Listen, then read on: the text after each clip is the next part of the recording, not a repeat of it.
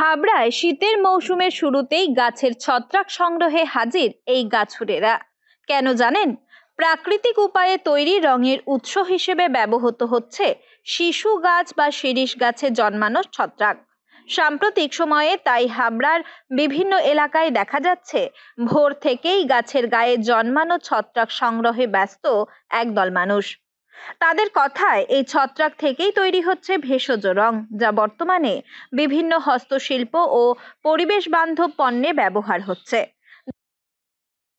আমিও দেখলাম দুপুরবেলায় ওরা গাছে উঠলো, উঠে এই সাদা যে অংশগুলো পারলো, ওগুলো যা বুঝলাম ওদের মুখে, যেটা এক ধরনের পোকা, ওরা গাছের ডালেই বাসা বাঁধে, বেঁধে ওরা ওখানেই মারা যায়।